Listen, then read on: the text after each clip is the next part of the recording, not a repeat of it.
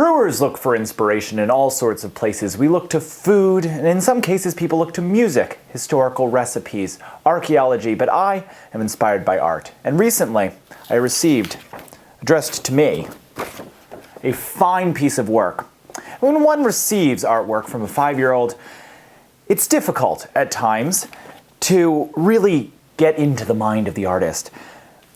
At first I didn't know what this was, but luckily I had a showing of several pieces by this young gentleman by the name of Riordan, and when I said, "Hey buddy, can you tell me your favorite features of this drawing?"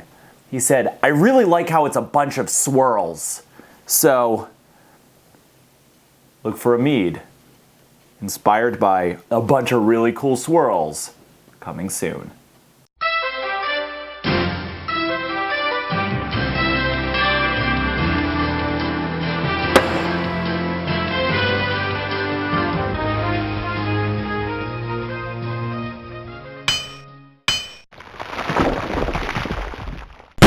Welcome to Ask the Meadmaker, where I, Ricky the Meadmaker, answer your questions about mead making, mead drinking, mead brewing, and really, any question you're willing to send to me. We had a lot of questions this week about Melomel's fruit meads, and a lot of them were very involved, so I've printed them out.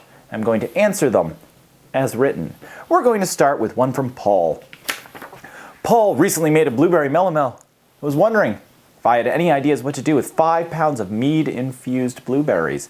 He'd used them in the past, and this is why I printed it out. I think this is very clever.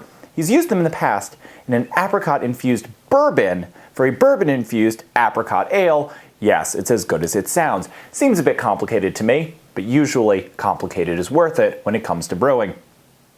What do I do with my fruit after infusing it in my meads? He admits that it may be difficult to do on a professional level. To deal with all that fruit, it might get boozy.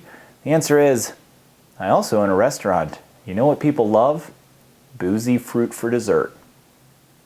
Let's keep this melomel train a-rolling. Mac McCarthy has a question for me. I wonder if his name is Mac McCarthy, like that's his name, or if he's called Mac because his last name is McCarthy. Maybe he just has terrible parents. I know a guy named John Paul Paulson and another guy called John Paul Johnson.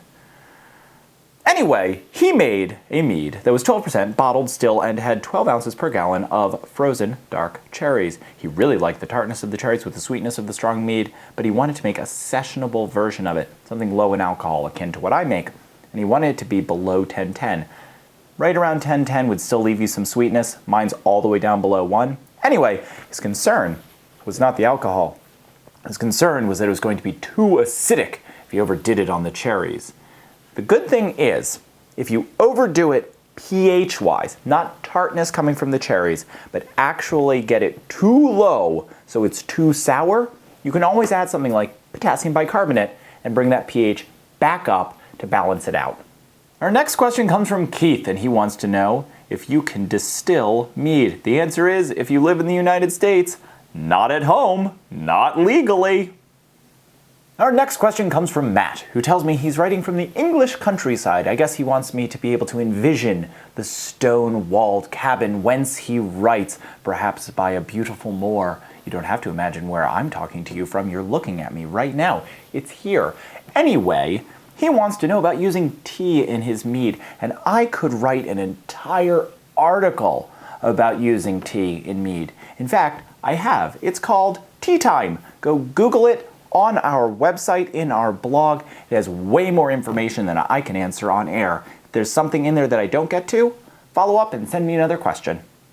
Our last question this week comes from Blackfriars Monastery, who I feel terrible for because the email starts out, "I'm new to mead making with only about a dozen gallon batches to my credit." A, that's plenty of batches, and B, I'm new to mead making? Your monastery needs more members.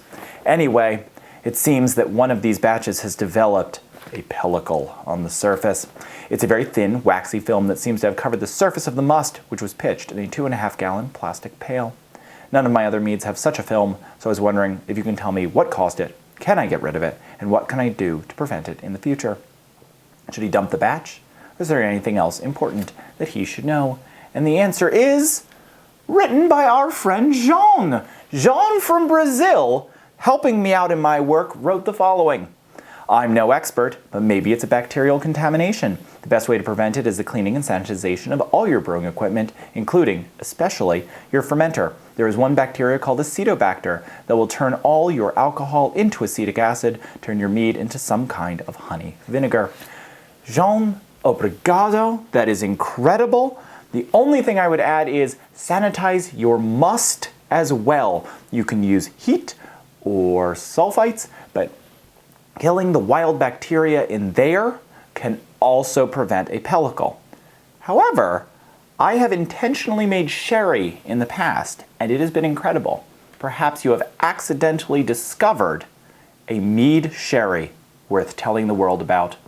That's our last question this week, and I was going to send it to Ricky with the word of the week, but he is, quote, visiting the Grand Tetons.